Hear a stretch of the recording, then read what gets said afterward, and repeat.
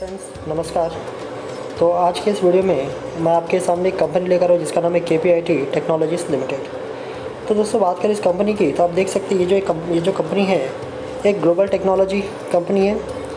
In general ये company software solutions provide करने का काम करती है। आपने देखा रहेगा आजकल जो इलेक्ट्रॉनिक व्हीकल्स आ रहे हैं उसमें बहुत ज़्यादा आर्टिफिशियल इंटेलिजेंस का यूज़ हो रहा है। तो ये कंपनी वही आर्टिफिशियल इंटेलिजेंस से रिलेटेड डिजिटल सॉल्यूशन प्रोवाइड करने का काम करते हैं। बात करें इस कंपनी की प्रेजेंस की देखने मिलता है तो आप देख सकते हैं यूरोप में है, USA में है, जापान में है, चाइना में है, थाईलैंड और इंडिया में भी आपको इसका बिज़नेस देखने को मिल जाएगा।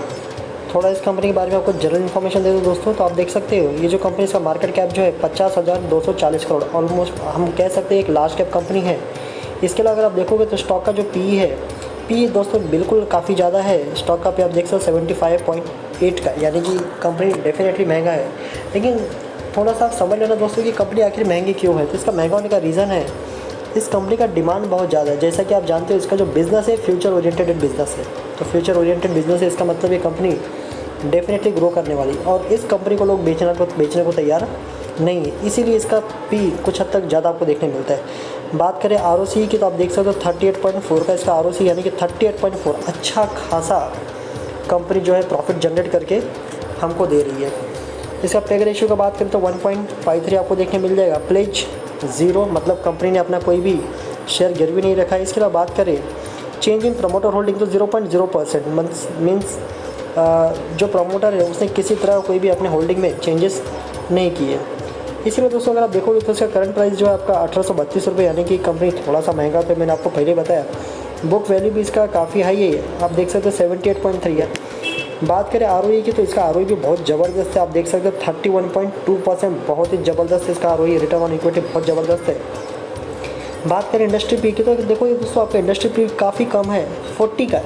ओके, वही हम बात करेंगे आपका अभी आपने देखा यहाँ पे जो इस स्टॉक का PE है तो 75 का है, यानी कि कंपनी बिल्कुल महंगा है। इसमें नो डाउट कंपनी कॉस्टली है, लेकिन कंपनी कॉस्टली क्यों है मैंने आपको पहले बता दिया कि इसका बिज़नेस अच्छा है। दूसरा FIs का होल्डिंग देखिए, यानी जो फॉरेन इंस्टीट्यूशनल इन्वेस्टर है इसमें अच्छा खासा वो भी निवेशित है, तकरीबन 22.5% होल्डिंग उनके पास है। और दोस्तों बात करें इसके लो और हाई की तो आप देख सकते हो 1929 इसका हाई था अब तक का। इसके अलावा 1038 पे इसका लो था। डिविडेंड यील्ड तो ये बिल्कुल हल्का फुल्का डिविडेंड भी आपको कंपनी देती है, 0.37%, कोई ज़्यादा डिविडेंड नहीं देती बट हाँ देती है।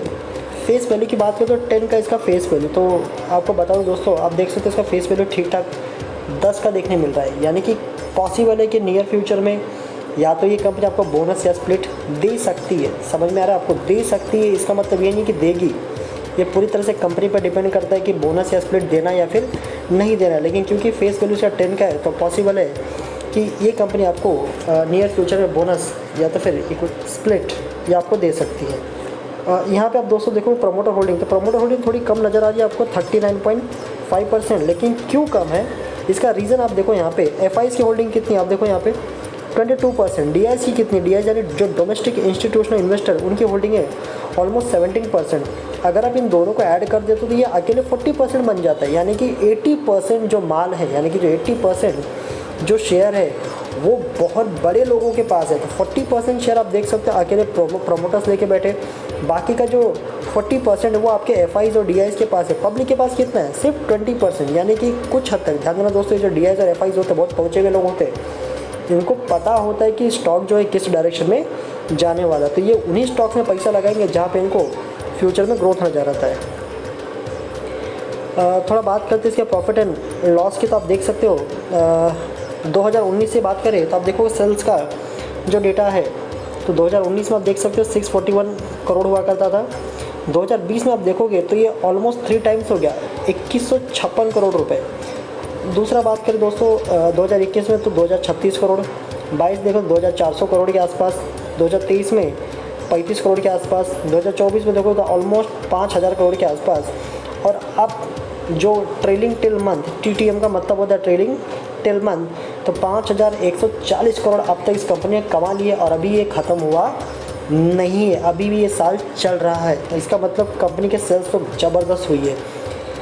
डेफिनेटली दोस्तों, अगर सेल्स बढ़ेगी तो आप देख सकते हैं एक्सपेंसेस भी बढ़ेंगे। 550 करोड़, 1866 करोड़ और लास्ट में देखो टीटीएम में तो 4080 करोड़। तो जैसे जैसे इनका सेल्स बढ़ेगा वैसे वैसे इनका एक्सपेंसेस भी बढ़ेंगे। लेकिन इम्पॉर्टेंट क्या है, तो इसमें दो चीज़ें बहुत इंपॉर्टेंट है दोस्तों। आपका प्रॉफिट, आपका सेल्स बढ़ रहा है कि नहीं, आपका प्रॉफिट बढ़ रहा है कि नहीं, वो बहुत ज़्यादा इंपॉर्टेंट होता है। आप देखो कि इसका सेल्स कंपनी का कंटिन्यू बढ़ता जा रहा है। सिमिलरली अगर आप यहाँ पे फोकस करेंगे प्रॉफिट की, तो 2019 में देखो तो मात्र 92 करोड़ का था।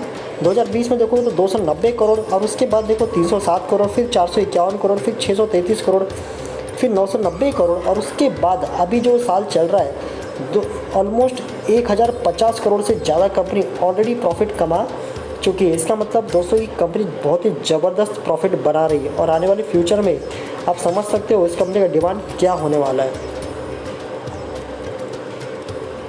थोड़ा इसका बैलेंस शीट हम देख लेते हैं।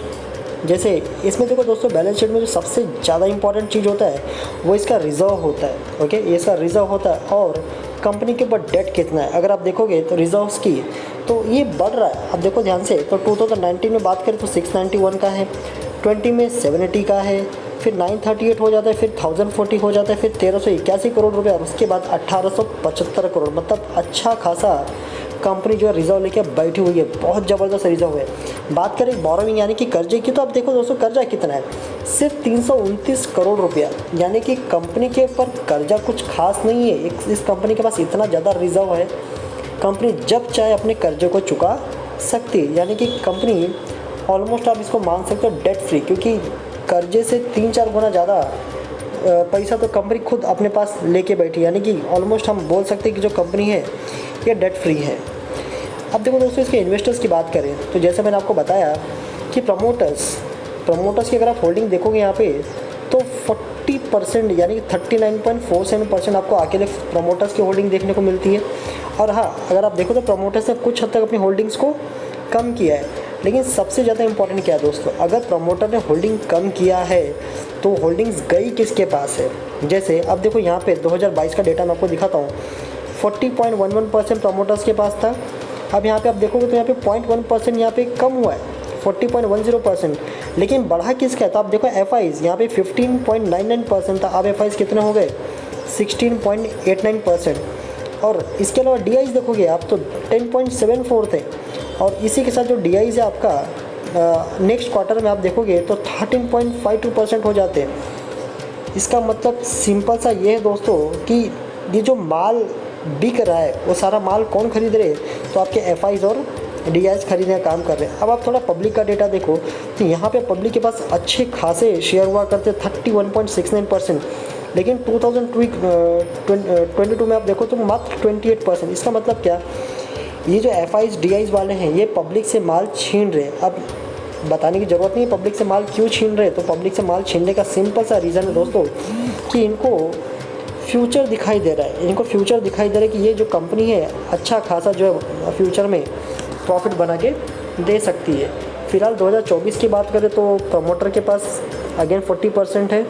बात करें एफ आईज़ की तो आप देख सकते हो 22.23%। डी आईज़ की बात करें तो 16.64। अब देखो यहाँ पे पब्लिक के पास कितना बचा, सिर्फ 20%।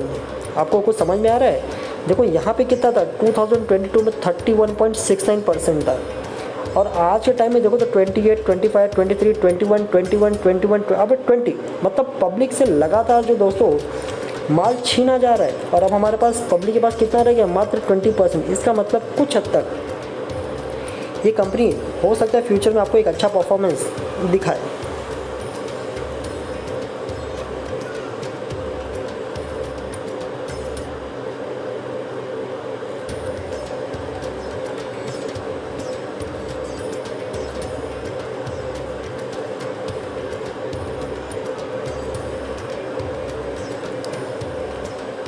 तो दोस्तों ये कंपनी का चार्ट आपके सामने आ गया है। अगर आप देखोगे तो बहुत ही बढ़िया रैली आपको इस पूरे कंपनी में देखने को मिली है।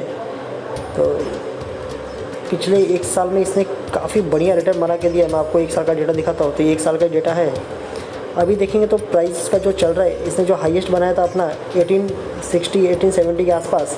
फ़िलहाल जो इसका प्राइस चल रहा है अभी 1832 रुपये के आसपास चल रहा है। थोड़ा सा अगर 3 साल का डेटा देखते हैं दोस्तों तो आप देखो ये कंपनी काफ़ी लो पे ट्रेड कर रही थी। अगर आप देखोगे तो यहाँ पे 550 रुपया, 600 रुपया, मीन्स ये इसका एवरेज।